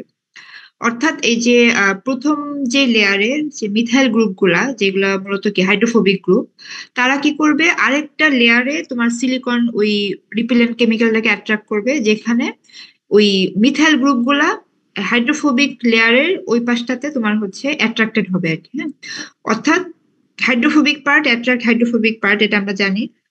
তারা কি করবে, এভাবে এরকম ডাবল একটা লেয়ার তৈরি করবে। হ্যাঁ, অতিরিক্ত যদি অ্যাপ্লাই করা হয়ে যায়, তো সেই ক্ষেত্রে আবার কি হবে, এই তোমার আপার সারফেসে কিন্তু তখন কিন্তু চার্জ থাকবে, যে অক্সিজেনের যে চার্জ, নেগেটিভ চার্জ, সেটা কিন্তু উপরের পাশের দিকে রয়ে যাবে। তখন এই ক্ষেত্রে কিন্তু তার রিপিলেন্সি যে টেন্ডেন্সি সেটা কমে যাবে। আপার সারফেসে এরকম যদি অক্সিজেন নেগেটিভ চার্জ থাকে, তখন কিন্তু সে ওয়াটার মলিকুলকে আবার অ্যাট্রাক্ট করতে পারবে, তাই না? তার মানে আমি যে রিপিলেন্সি চাচ্ছি সেটা তখন আর অ্যাচিভ হবে না, এবং এতে করে তোমার ওই স্ট্যাটিক চার্জ ফর্ম করার প্রবণতা তৈরি হতে পারে। ঠিক আছে, তার মানে আমার ডিসঅ্যাডভান্টেজ এটাই যে আমার রিকোয়ার্ড অ্যামাউন্টের চেয়ে বেশি অ্যামাউন্ট ব্যবহার করলে এরকম ডাবল লেয়ার তৈরি হবে, যে লেয়ারটা একই সাথে তোমার রিপিলেন্সি যে আহ, তোমার পাওয়ার সেটা কমে যাবে, সিম স্লিপেজ হবে এটার কারণে, স্ট্যাটিক চার্জ ইয়ে করতে পারে, প্লাস হচ্ছে ওই ওয়াটার অ্যাট্রাক্ট করবে যে কারণে তোমার ফিনিশিং কেমিক্যাল কিছুটা ওয়াশ আউটও হয়ে যেতে পারে, আবার যে রিপিলেন্সি আমি চাচ্ছি সেটাও থাকবে না। ঠিক আছে, এরকম প্রবলেম হতে পারে। ঠিক আছে, তো এখান থেকে কিন্তু অনেক সময় এই অংশটুকু থেকে একটা ছোট কোশ্চেন টাইপের আসতে পারে যে what happen if you use excess amount of silicone water repellent. ঠিক আছে, তার মানে এইটা এখানে একটা ছোট কোশ্চেন আসার মতো কোশ্চেন আছে, সেক্ষেত্রে তোমার এই ছবিটা দিয়ে বোঝাতে হবে, এই কেমিক্যাল স্ট্রাকচারটা দিয়ে, যে আমি যদি অতিরিক্ত অ্যামাউন্ট ব্যবহার করি তখন এরকম ডাবল লেয়ার তৈরি হবে, যে লেয়ারটা অ্যাকচুয়ালি রিপিলেন্সি পাওয়ার কমাই দিবে এবং ওয়াটার অ্যাট্রাক্ট করার কারণে এটার মূল যে উদ্দেশ্য সেটা ব্যাহত হবে। ম্যাম এখানে যে বলো। ফার্স্ট লেয়ার এবং সেকেন্ড লেয়ার এদের মধ্যে তো কোনো বন্ড দেখতে পাচ্ছি না আমরা, তাহলে বন্ড না থাকলে এটা স্টেবল থাকে কিভাবে? বন্ড বলতে এটা তোমার এই যে হাইড্রোফোবিক অ্যাট্রাকশন যেটা, হ্যাঁ, ওই যে তোমার এটাকে কি বলে, ভ্যান্ডার ওয়ালস অ্যাট্রাকশন হতে পারে, বা তাদের নিজেদের মধ্যে ওই যে হাইড্রোফোবিক অ্যাট্রাক্ট করে একদম ডিপোজিশন টাইপ আর কি, এক ধরনের অ্যাট্রাকশন। হ্যাঁ, বন্ড থাকতে হবে নট নেসেসারি তোমার। আহ বন্ড বলতে কি আইদার কোভ্যালেন্ট বন্ড অথবা আয়নিক বন্ড বোঝায়, এর বাইরেও তো অ্যাটাচ থাকতে পারে কোনো একটা প্রোডাক্ট। হ্যাঁ, এটা হচ্ছে ওই টাইপের অ্যাট্রাকশন আর কি, হাইড্রোফোবিক অথবা হাইড্রোফিলিক। আমরা যেটা ইয়েতে পড়ছিলাম না, যে সফেনারের সময়, ওখানেও তো কোনো বন্ড ক্রিয়েশন হচ্ছিল না। সেখানে কি হচ্ছিল যে তোমার জাস্ট তাদের আহ, একই টাইপের নেচারের কারণে তারা একটার সাথে আরেকটা কানেক্টেড থাকতেছে আর কি। হ্যাঁ, one kind of deposition type. ডিপোজিশনটা এটাই, তখন তোমার এই যে যেহেতু আবার উপরের সারফেসটাতে যেহেতু তোমার নেগেটিভ চার্জ থাকবে যে অক্সিজেনের কারণে, তখন এটা যখন তুমি পানি দিবা তখন কিন্তু ওই লেয়ারটা আবার ওয়াশ আউট হয়ে যেতে পারে আর কি। হ্যাঁ, এই সমস্যাটা হবে আর কি।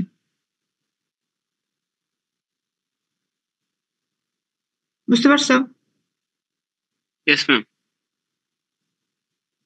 আচ্ছা, এরপরে আর কি বলছি, যে moderate durability to laundering through hydrolysis of siloxane and rupture of film by strong cellulose fibre swelling and dry cleaning. অর্থাৎ এই সেম সমস্যার কারণে তোমার তোমার যেটা একটু আগে বললাম যে ওয়াশ আউট হয়ে যাওয়ার চান্স থাকবে। তারপরে আরেকটা কি সমস্যা, অয়েল এবং সয়েল রিপিলেন্সি নাই সিলিকনের ক্ষেত্রে। আমরা যে সারফেস টেনশনের বিষয়টা দেখলাম প্রথম দিকে, সেখানে দেখা গেছে যে তার যে সারফেস টেনশন সেটা অয়েলের সারফেস টেনশনের চেয়ে কি বেশি, যে কারণে এটা রিপিল করতে পারবে না, অয়েল বা সয়েল রিপিলেন্সি নাই। আর কি silicone finish may enhance the attraction of hydrophobic dirt, এটা তো আগেই বলা হয়েছে যে ওই হাইড্রোফোবিক পার্টটা তোমার হাইড্রোফোবিক ডার্টকে অ্যাট্রাক্ট করতে পারে, যেটার কারণে এটা ওই যে সবসময় একটা ডার্টি লুক দিতে পারে আর কি। আর হচ্ছে কি waste water specially the residual bath from this finish application process are toxic to fish, অর্থাৎ এটার যে রেসিডুয়াল বাথ যেটা, এটা কিছুটা টক্সিক, মানে সিলিকন সফটওয়্যারের, সফটওয়্যার তো না, এখানে রিপিলেন্ট ফিনিশ হিসেবে আমরা ইউজ করতেছি। তো কিছুটা যেহেতু যে সিলেন ব্যবহার হয়, সিলানল, তারপরে যে টিন অক্টেট, মানে এগুলো মিলে যখন একটা ওয়াটার রিপিলেন্ট ফিনিশ অ্যাপ্লাই করতেছি আমরা একটা বাথ থেকে, ওইটার যে ফাইনাল রেসিডিউয়াল বাথ যেটা, সেটা কিছুটা টক্সিক। এমনিতে সিলিকন সফটওয়্যার খুব বেশি টক্সিক না অন্যান্য ইয়ার তুলনায়, সফটওয়্যার বা রিপিলেন্ট যেটাই বলি আর কি, একই জিনিস আসলে। কিন্তু নর্মালি ইন জেনারেল সিলিকনটা খুব বেশি টক্সিক না, কিন্তু যখন আমি যা অনেক কেমিক্যাল একত্রিত করে একটা বাথ প্রিপেয়ার করে ইউজ করতেছি এবং এটার ফাইনাল রেসিডিউটা যখন ওয়াটারে যদি এভাবে ইনটেক অবস্থা চলে যায় ন্যাচারাল ওয়াটারে, সেটা কিছুটা টক্সিক আর কি। আচ্ছা, এটা লাস্ট ফিনিশিং আমাদের, এটা মানে last type of water repellent finish, সেটা হচ্ছে ফ্লুরোকার্বন টাইপ অফ ওয়াটার রিপেলেন্ট।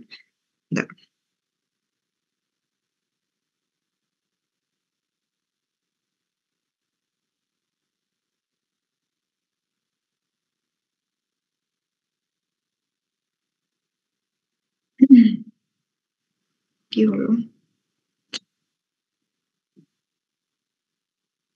দাঁড়াও।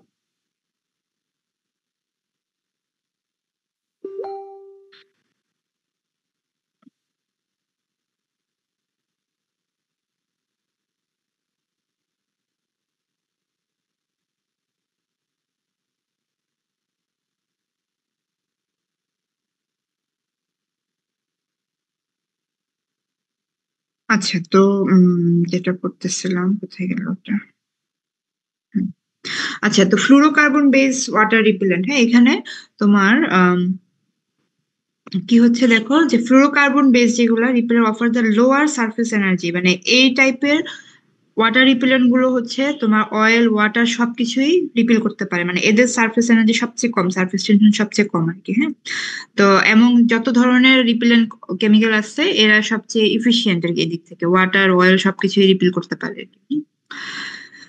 তো এরা কিভাবে তৈরি হয়? This repellents are created by introducing perfluoroalkyl groups into acrylic or urethane monomers which are then polymerised to form finish on fabric. অর্থাৎ এখানে কি বলছে খেয়াল করো, যে পারফ্লুরোঅ্যালকাইল গ্রুপ, এই যে এখানে স্ট্রাকচারটাতে খেয়াল করো, এই যে এখানে যে কার্বন কার্বন এবং তার চারপাশে ফ্লোরিন গ্রুপ, এটা হচ্ছে পারফ্লুরো গ্রুপ, এটার সাথে আবার অ্যালকাইল গ্রুপ আছে, CH2 এটা। তো এরকম পারফ্লুরো অ্যালকাইল গ্রুপ, হ্যাঁ, অর্থাৎ এই যে এই টাইপের যে গ্রুপগুলা, এটা অ্যাড করা হয় কোথায়? অ্যাক্রাইলিক অথবা ইউরেথিন মনোমারের মধ্যে। যে এখানে এটা যেটা দেখতেছো এটা হচ্ছে অ্যাক্রাইলিক মনোমার, যে C+O গ্রুপগুলো হচ্ছে অ্যাক্রাইলিক মনোমার এটা। তো এই টাইপের অথবা ইউরেথিনটা এখানে দেখায় না, যে এক্স এবং ওয়াই দিয়ে এখানে অন্য টাইপ অফ মনোমার থাকতে পারে এটা বোঝাচ্ছে, তার মানে এখানে ডিফারেন্ট টাইপ অফ মনোমার থাকতে পারে। তবে বেসটা হবে কি অ্যাক্রাইলিক অথবা ইউরেথিন মনোমার, এবং সেটার সাথে পারফ্লুরো অ্যালকাইল গ্রুপ অ্যাড করা হবে এই ধরনের রিপেলেন্ট ফিনিশ বানানোর জন্য। তো এদেরকে একত্রিত করে সলিউশন তৈরি করে যখন আমরা অ্যাপ্লাই করব তখন তারা পলিমারাইজড হবে, হ্যাঁ, নির্দিষ্ট টেম্পারেচারে পলিমারাইজড হয়ে তারপরে হচ্ছে এই রিপেলেন্ট তোমার লেয়ারটা তৈরি করবে আর কি। তো এটা কিভাবে অ্যাপ্লাই হয় ফেব্রিকে মেকানিজম দেওয়া আছে, যে অ্যাপ্লিকেশন প্রসেস আর কি। Application process for most fluorocarbon product involves padding, drying and curing. অর্থাৎ প্যাডিং মেথড এটা অ্যাপ্লাই করা হয়, বেশিরভাগ ওয়াটার রিপেলেন্টই তোমার প্যাডিং মেথড অ্যাপ্লাই করা হয়। ওই জন্যই একটু আগে এই কথাটা আসছিল যে সিলিকনের ক্ষেত্রে এটা সুবিধা পাই যে আমরা এটা এক্সস্ট মেথডে ব্যবহার করতে পারি। তো এরপরে কি হয়, during heat treatment the perfluoro side chain orient themselves into nearly crystalline structure, a crucial factor for achieving optimal repellency. অর্থাৎ ওই পারফ্লুরো যে সাইড চেইন গুলা, এরা হচ্ছে এরকম ওই তোমার মনোমারটার সাথে অ্যাড হয়ে হয়ে তোমার একটা তোমার একদম ক্রিস্টালাইন স্ট্রাকচার তৈরি করে, তার মানে আপার সারফেসটা একদম রিপেলেন্ট ফিনিশিং এর জন্য উপযুক্ত হয়ে যায় আর কি। উপরের যে সারফেসটা এটা হাইলি ওয়াটার রিপেলেন্ট হয়। তো এরপরে যেটা হয়, this orientation however can be disrupted by washing or dry cleaning leading to a reduction in finish performance. অর্থাৎ এখানে একটু প্রবলেম আছে যে অনেক সময় এই আপার সারফেসটা এটা ওয়াশিং এর সময় কিছুটা এই সাইকেলটা ভেঙে যেতে পারে, যে পারফ্লুরো যে স্ট্রাকচারটা দেখলাম ওই মনোমারের সাথে অ্যাড হওয়া, এই সাইকেলটা অনেক সময় তোমার ডিসরাপ্টেড হয় ওয়াশিং এর সময়, তখন এটা পারফরমেন্স কিছুটা কমে যেতে পারে আর কি, এটাই বলতে চাচ্ছে। আচ্ছা, to restore the orientation and maintain repellency, a new heat treatment such as ironing, pressing or tumble drying is necessary. অর্থাৎ যদি তোমার কোনো কারণে এরকম ওয়াশিং এর কারণে এটা তোমার ডিসরাপ্টেড হচ্ছে এরকম সম্ভাবনা দেখা দেয়, তখন এটাকে আমরা ফার্দার হিট ট্রিটমেন্ট করে এটাকে আবার রিকভার করতে পারবো আর কি, এই স্ট্রাকচারটাকে। ঠিক আছে, তো যাই হোক এই ফ্লুরোকার্বন টাইপ অফ যেই ওয়াটার রিপেলেন্ট গুলো আছে এটা কম্পারেটিভলি কম ব্যবহার হয়, কারণ এটা কিছুটা একটু টক্সিক, এটা যে এই জন্য এটার ইউজটা একটু কম। তো সবকিছু বিবেচনায় সিলিকনটাই সবচেয়ে ভালো আর কি ওয়াটার রিপেলেন্টের মধ্যে ইউজ করাটা, মানে এটাই ওয়াইডলি ইউজ হয়। আর তার চেয়েও ভালো হচ্ছে যদি আমি সরাসরি ফ্যাব্রিক স্ট্রাকচারে ওয়াটার রিপেলেন্সি আনতে পারি উইদাউট এনি কেমিক্যাল ইউজ, ওইটা হচ্ছে সবচেয়ে বেস্ট। তো তারপরে যদি আমি কেমিক্যালের হিসাব চিন্তা করি, দেখা গেছে সিলিকনটা কম্পারেটিভলি অন্যান্য কেমিক্যালের তুলনায় ইউজ করাটা সেফার বলো বা সফটনেস অ্যাচিভ হয়, সবকিছু মিলে সিলিকনটা আর কি বাকি সবগুলো হচ্ছে বেস্ট। আর ফ্লুরোকার্বনের যেখানে কিছু অ্যাডভান্টেজ ডিসঅ্যাডভান্টেজ এখানে বলা আছে। অ্যাডভান্টেজ যেটা, এখানেও তোমার সিলিকনের মতো এখানেও তোমার অ্যামাউন্ট অনেক কম লাগে, এটা একটা অ্যাডভান্টেজ, যে less than 1% on the weight of fabric use করলে আমরা অনেক ভালো রিপেলেন্সি পাই। ঠিক আছে, এবং এটা তোমার অনেক সয়েল রিপিল করতে পারে আর কি, হ্যাঁ, যেটা খুবই তোমার এটা একটা ভালো বৈশিষ্ট্য আর কি, হ্যাঁ। কারণ রিপিলেন্ট ফিনিশ যেগুলো আমরা অ্যাপ্লাই করি বেশিরভাগ গুলাই হচ্ছে তোমার সয়েল ধরে রাখে আর কি, অর্থাৎ ডার্ট ডাস্ট ধরে রাখে। একমাত্র ফ্লুরোকার্বন জাতীয় ফিনিশিং গুলাই এই ডার্ট ডাস্টকে অ্যাট্রাক্ট করে না, তাদেরকেও রিপিল করে। তো এই কারণে এটা একটা বিশেষ সুবিধা রিপিলেন্ট ফিনিশের ফ্লুরোকার্বন গুলোর মধ্যে, যে অ্যামাউন্ট তো তোমার সিলিকনও কম লাগতেছে, এখানেও কম লাগছে, বাট সিলিকন কিন্তু অয়েল বা সয়েল জাতীয় জিনিস রিপিল করতে পারতেছে না, যেটা এটা পারতেছে আর কি। আর হচ্ছে তোমার ডিসঅ্যাডভান্টেজ গুলো হচ্ছে এখানে কিছুটা কস্ট বেশি, greying during laundering, potentially hazard aerosol, অর্থাৎ কিছু তোমার টক্সিসিটি আসে। তারপরে যে ওয়েস্ট ওয়াটার ট্রিটমেন্ট লাগতে পারে স্পেশাল টাইপ অফ, কারণ এই যে টক্সিক হওয়ার কারণে তাদের যেই রেসিডুয়াল ওয়াটার যেটা বের হয় ওখান থেকে, সেটাকে আলাদা তোমার ট্রিটমেন্টের ব্যবস্থা করতে হয়, এটা একটা সমস্যা। মানে নর্মাল ট্রিটমেন্ট দিয়ে হয় না, ওটাকে আলাদা স্পেশাল কেয়ারে ট্রিটমেন্ট করতে হয় বিফোর ডিসচার্জ। আচ্ছা, এটাকে তোমার এই যে এক্সহস্টন মেথডে এটাকে অ্যাপ্লাই করা যায় না, but there are some new FC product that are exceptional to this rules. অর্থাৎ এই ফ্লুরোকার্বন জাতীয় যে কম্পোনেন্ট গুলো, এটা এক্সহস্টন মেথড এটা ইউজ করা যায় না, এটা প্যাডিং এই করতে হয়, প্যাড ড্রাই কিউর এই সিস্টেমে। বাট আবার এটাও বলতেছে যে কিছু মডিফাইড কিছু প্রোডাক্ট আছে যেটাকে এক্সহস্ট মেথডে অ্যাপ্লাই করা যেতে পারে আর কি, বাট ইন জেনারেল এটা এক্সহস্ট মেথডে অ্যাপ্লাই করা যায় না। ঠিক আছে।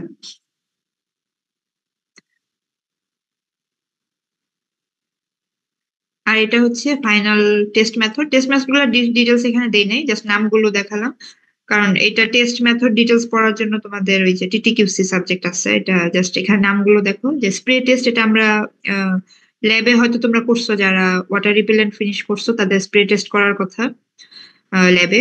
এটা একটা টেস্ট যে ওয়াটার রিপেলেন্ট হয়েছে কিনা সেটা দেখা। তারপরে যে hydrostatic pressure test, which measure the water penetration as a function of pressure exerted by water standing of the fabric.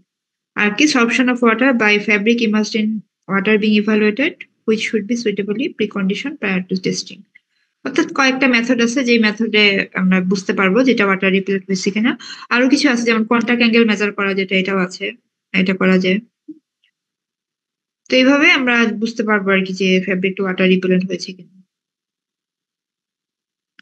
এই হচ্ছে ওভারঅল ওয়াটার রিপেলেন্ট ফিনিশ আমাদের শেষ। এটা এখন তোমাদের কোনো কোশ্চেন থাকলে বলতে পারো এই চ্যাপ্টারে, সব বুঝতে পারছো কিনা। কোথাও বুঝতে না পারলে জিজ্ঞেস করো, আবার বলবো, সমস্যা নেই।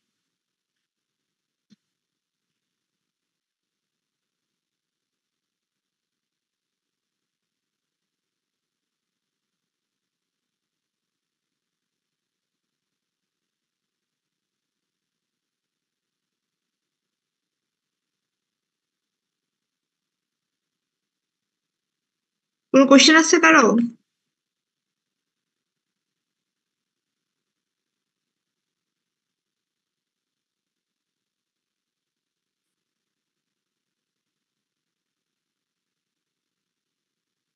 আচ্ছা, কোশ্চেন নাই যেহেতু, তাহলে ধরে নিলাম তোমরা হয় সব বুঝছো অথবা কিছুই বুঝো নাই, দুইটার একটা। হ্যাঁ, যদি বুঝে থাকো তাহলে ভালো, আর না বুঝলে জিজ্ঞেস করতে পারো, জিজ্ঞেস করার রাস্তা সবসময় ওপেন আছে, ঠিক আছে। আর কিভাবে পড়তে হবে, কিভাবে কোশ্চেন আসবে তো বলেই দিলাম, সেভাবে প্রিপারেশন নিবো আর কি। আচ্ছা, আমি একটু অ্যাটেন্ডেন্স নিবো তোমাদের, হচ্ছে ফার্স্টে অ্যাপারেলের অ্যাটেন্ডেন্স নিবো। অ্যাপারেলে যারা আসছো একটু সিরিয়াল প্রথম দিকে যাদের, তারা মাইক অন করে রেডি থাকো।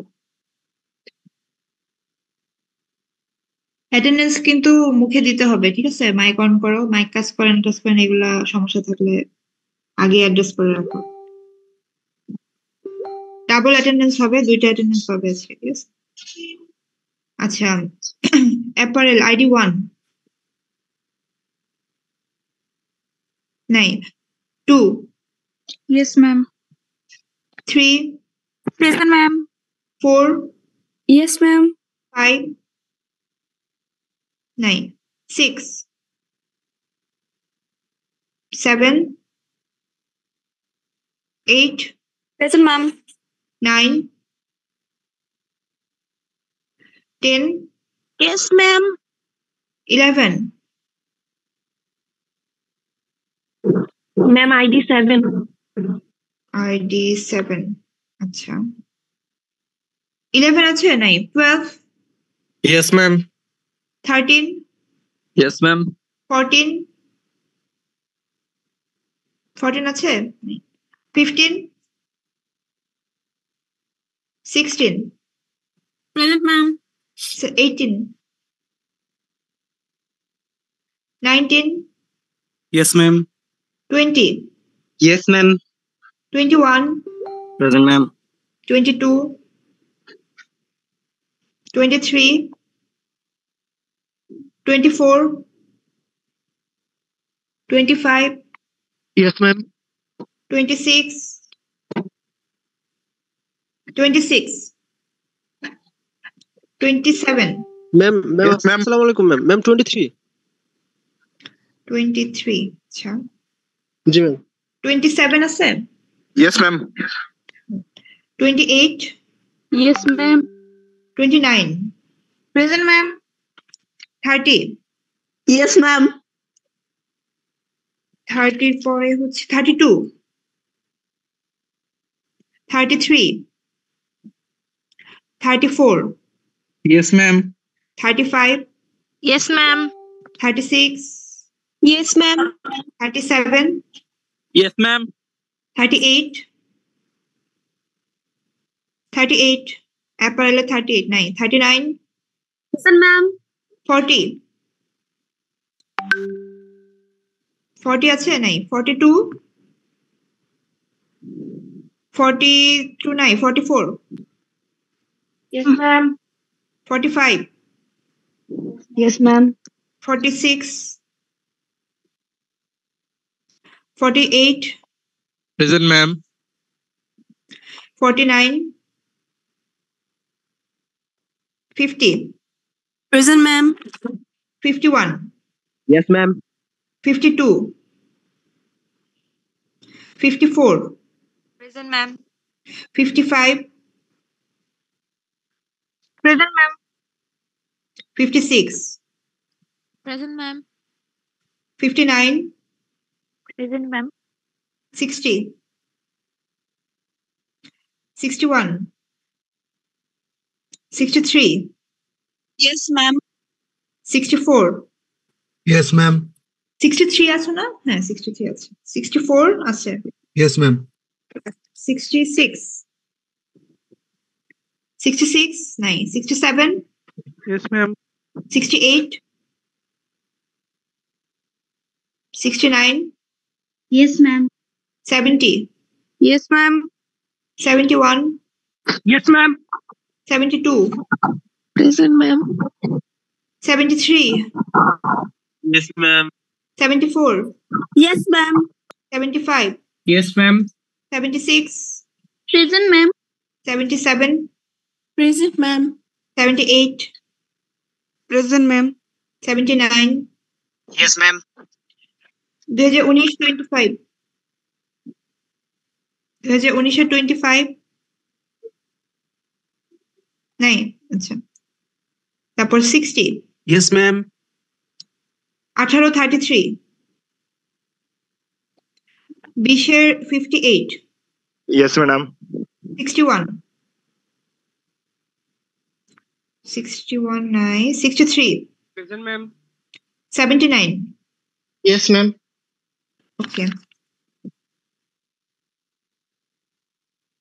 কোথা থেকে এসে জয়েন করলা হঠাৎ করে অ্যাটেন্ডেন্সের টাইম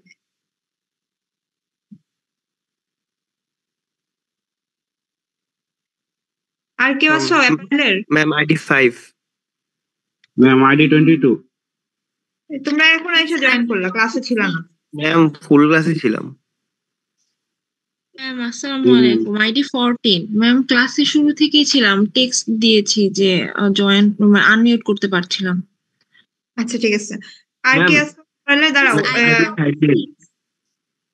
এক মিনিট দাঁড়াও অ্যাপারেলের আমি যাদেরকে মিস হয়েছে বলছি আইডি 1 আসছো দ্রুত বলবা নাহলে আর দিব না আইডি 1 আসছো 9 6 9 9 আসছো 11 Yes, ma'am.